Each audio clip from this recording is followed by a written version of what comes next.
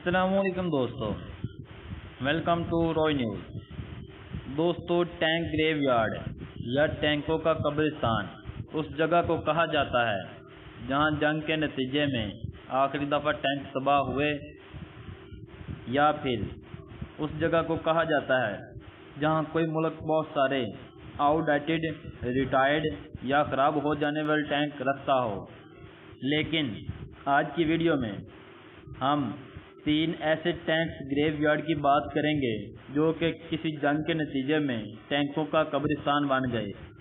वक्त ज़ाया किए बगैर हम चलते हैं वीडियो की तरफ। आप जानते हैं कि अफगानिस्तान इन टैंकों का कब्रिस्तान है। सोवियत यूनियन ने 1979 में अफगानिस्तान पर हमला किया और तकरीबन 9 साल बाद कुछ हासिल किए बगैर अफगानिस्तान से वापस लौट गया और जाते जाते अफगानिस्तान को टैंक्स का कब्रिस्तान बना गया जो जंग के नतीजे में तबाह हुए थे। यह कब्रिस्तान काबुल शहर के नज़दीक है जहां अफगान फोर्सेस कभी कभार जंगी प्रैक्टिस भी करती थी। और मज़े की बात यह है कि इन कब्रिस्तान में अमेरिकी टैंकों के जनाजे भी लाए जाते रहे। टैंकों का एक कब्रिस्तान कुवैत और इराक के दरमियान हाईवे 80 पर भी मौजूद है, जिसे हाईवे ऑफ डेथ भी कहते हैं।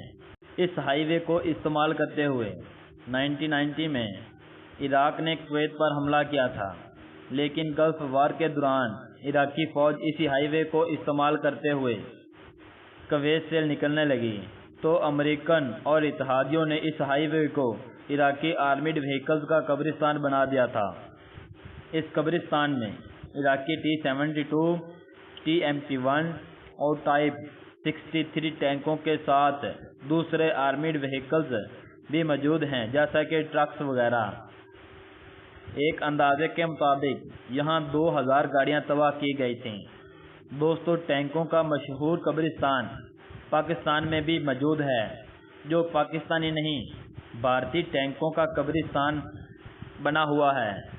1965 की जंग में इंडिया ने सियालकोट के नज़दीक जगंडा के मकाम पर अपने 600 टैंक्स के साथ हमला किया था। ये वर्ल्ड वार II के बाद टैंक्स का सबसे बड़ा हमला था। ये 600 के 600 टैंक्स पाकिस्तानी अफवाज और आवाम के जज्बे की बदौलत टैंकों के कब्रिस्तान में तब्दील कर दिया गया। उम्मीद है दोस्तों आपको ये छोटी सी वीडियो पसंद आई होगी। अगर आप हमारे चैनल पर नए हैं तो हमारे चैनल को सब्सक्राइब कर लें और ऐसी मज़ीद वीडियोज़ के लिए नोटिफिकेशन को ऑन करें। अल्लाह हाफ़िज़।